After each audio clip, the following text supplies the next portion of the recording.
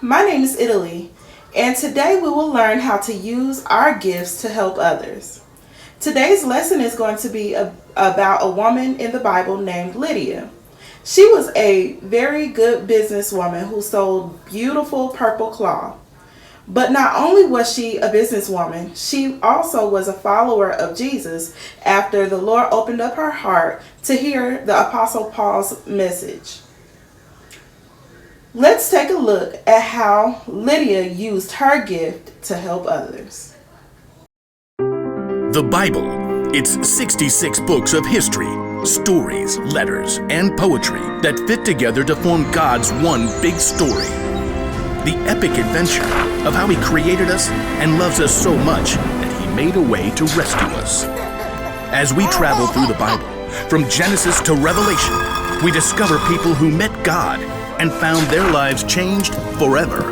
Now, for an amazing story, inspired by the book of Acts, chapter 16, verses 13 through 15. Lydia of Thyatira was a remarkable woman. Her city was known for its craftsmen, especially those who made and sold expensive purple dye. Take a look. I use only the finest snail shells. Though most successful people in business were men, Lydia learned the craft of purple dye. And when she traveled to the Roman city of Philippi, she set up a business selling rare, expensive purple cloth. Please note, we have lilac, plum, iris, lavender, and grape fabric laid out. And over here you'll find amethyst, eggplant, and orchid. Lydia had likely been raised to believe in many false gods, but in her heart, she knew there was something more. The Jewish people believe in just one God. What if they're right? The city of Philippi had laws against bringing any unknown religion into the city.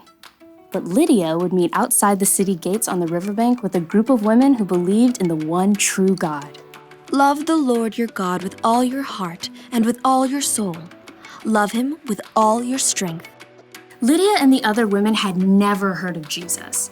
But as they began to seek God together, God sent a vision to someone else, the Apostle Paul, who was staying in the Greek city of Troas. Dream.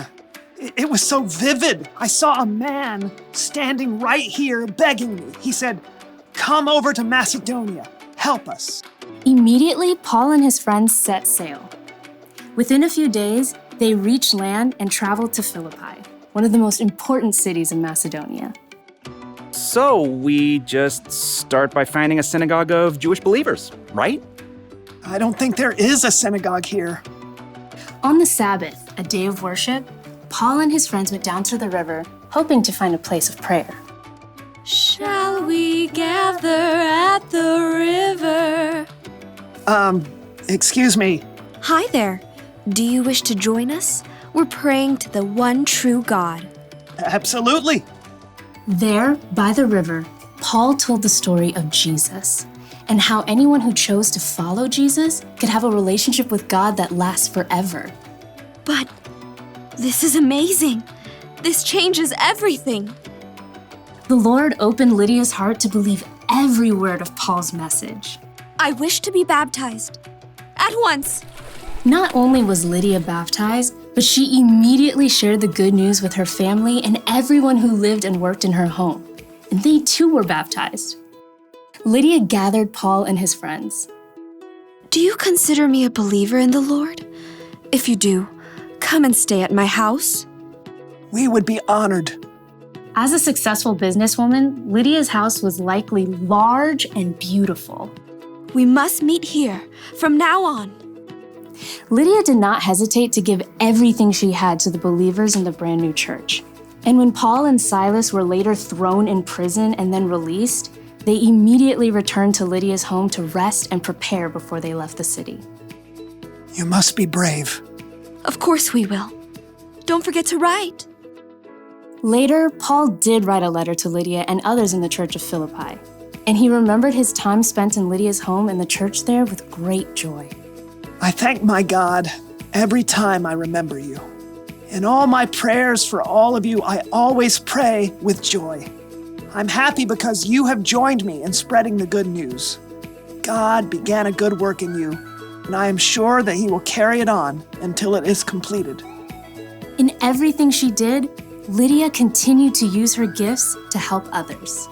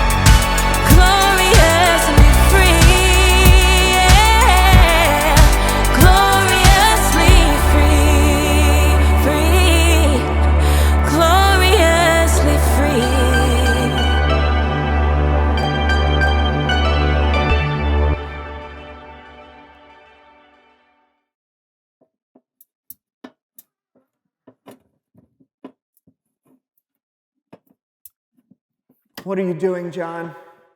Oh, hey, buddy, I'm about to have some of this tasty treat. Oh, yeah? Eh? What is it? Green beans? No. Corn? No. Bean and bacon soup? Yuck, no. Black beans? No. Red beans? No. Pinto beans? No. Garbanzo beans? No. I give up. What is this tasty treat? It's candy. Candy. Candy doesn't come in cans, John. Are you sure? Yeah, I'm sure. I'll bet you a pie in the face that is not candy. You're on.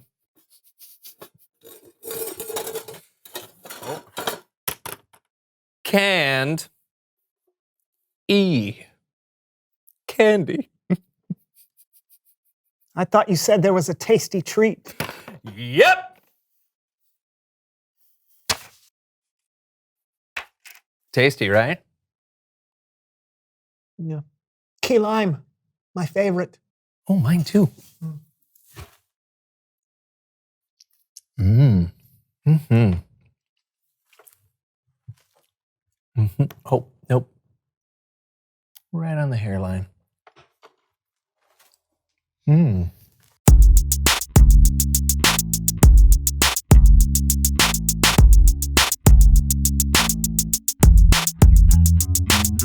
Greetings and salutations, our Oh, friends. fancy. Always. Uh-huh. I am Brandon. And I'm John. And welcome to the So-and-So Show. And what a show we have today. Am I right, Brandon? That's right. The beauty is, we don't even know what the show will be today. That's right, because whether you're at home or at church or on the International Space Station, wherever you may be watching our show today, you are going to choose what happens on today's show. You get to create your own So-and-So show. Okay, here's how it's going to work. We're going to do the show like normal, but whenever John and I have a choice to make, you're going to make the choice for us. All you have to do is cheer for the choice you want, wherever you are in the world, and we'll go with whoever cheers the loudest. You got it? Got it. I was talking to them. I got it. Okay, so let's start. John, how is your day going? Oh, so good. So good. My Aunt Suzette came for a visit this weekend, and she always brings me candy. Oh, that is good. I want some candy. Do you have any left over? I don't know. Let me see. Ugh.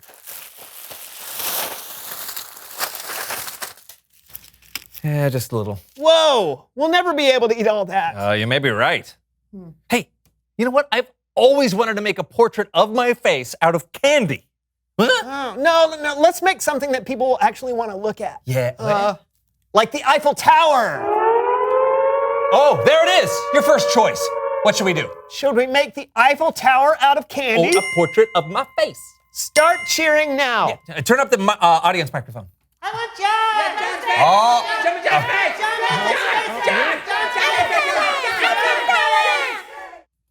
Okay, it sounds like you all want us to make a portrait of John's face out of candy. It's your choice. So let's get to work. Come on.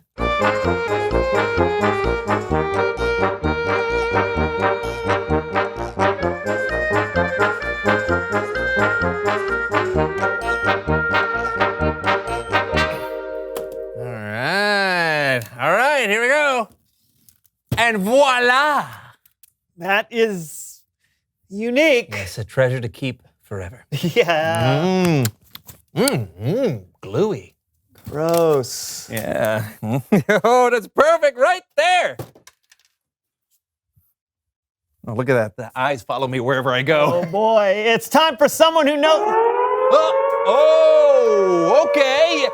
You get to decide who our guest is going to be. I think it should be the founder of the candy factory, Sweets to the Max, a man who's never given an interview or even been seen in public, Mr. Billy Bonka. And I think our guest should be my cousin Howard. He's a dentist. Really? What? Good dental hygiene is very important. Tooth decay is a huge problem. Just let them vote. All right, what's it gonna be? Whimsical candy connoisseur Billy Bonka or Howard the dentist? Start cheering now.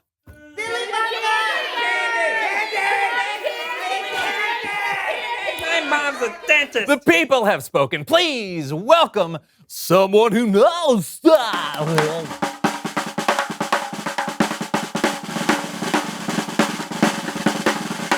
Come on in. Welcome. Okay. Welcome. Oh, here. Ooh, let me get that. Awesome. Tell us who you are and what you know. Well, I'm Billy Bonker, and I own the largest candy factory in the world. It's amazing. I think so.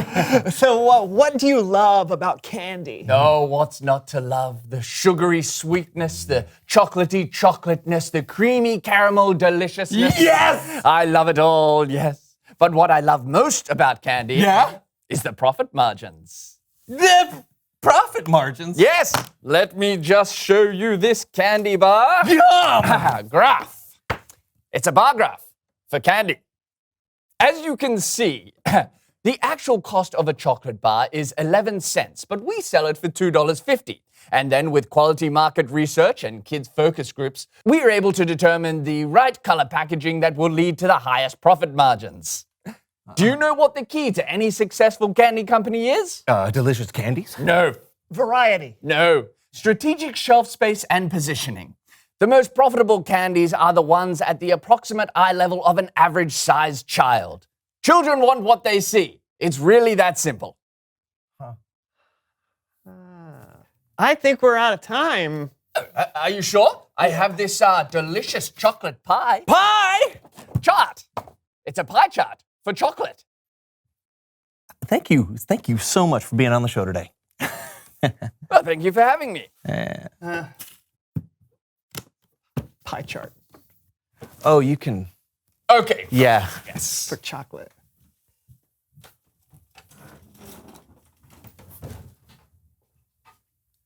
So your cousin's a dentist. Too late. Okay.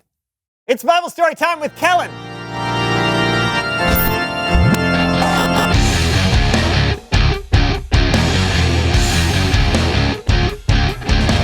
Kellen! How's it going, gentlemen? Well, what do you got for us today? Well, our story today is about a woman named Lydia. And to help me tell it, here. Oh, you get to choose how we tell the Bible story today. Okay, I shot a film version of the story. Or I can read it. Start cheering now.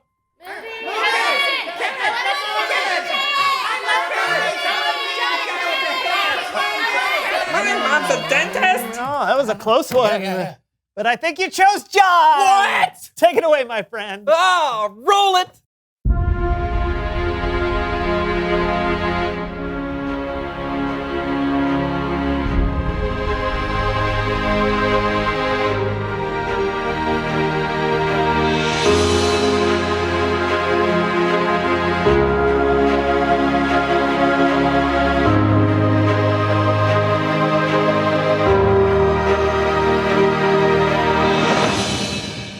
Let us go down to the river and see if we can find a place of prayer.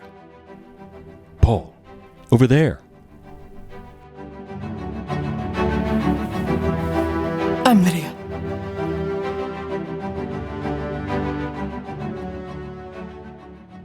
Let me tell you the message of Jesus. Yes. I believe this to be true. I want me and my entire household to be baptized.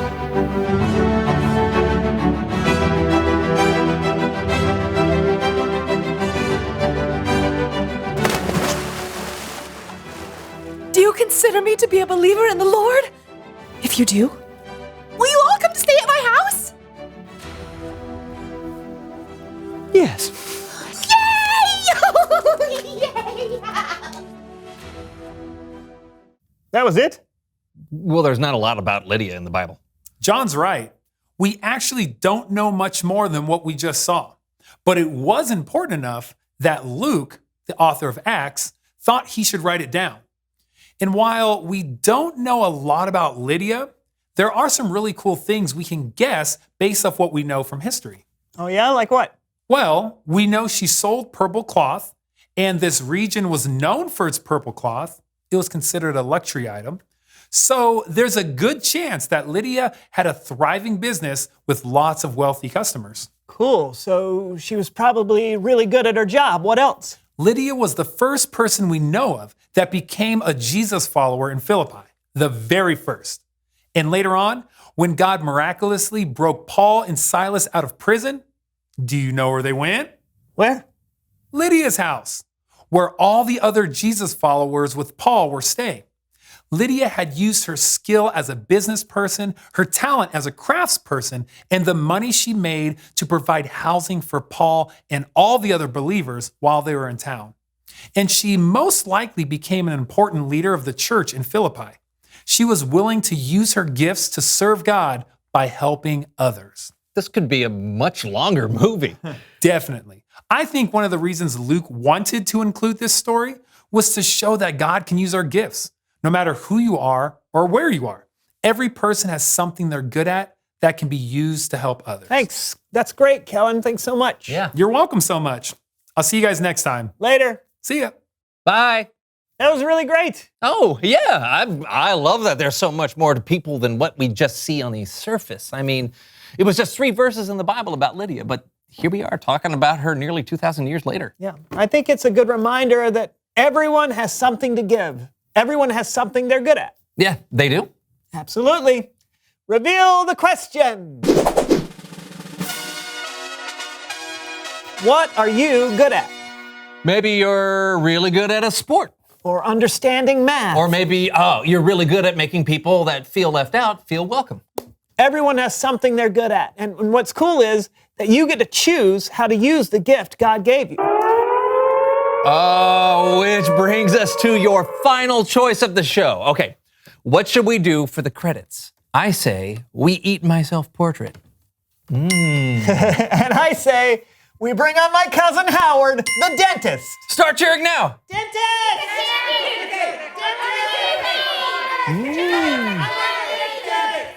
I can't tell who won. Let's do both. Yeah! See you next time on the So-and-So Show. Yeah, bye! Boom. I hope you have enjoyed today's lesson about Lydia and how she used her gift of hospitality. She opened up her home to the Apostle Paul and others so that he may lead them to Christ as well.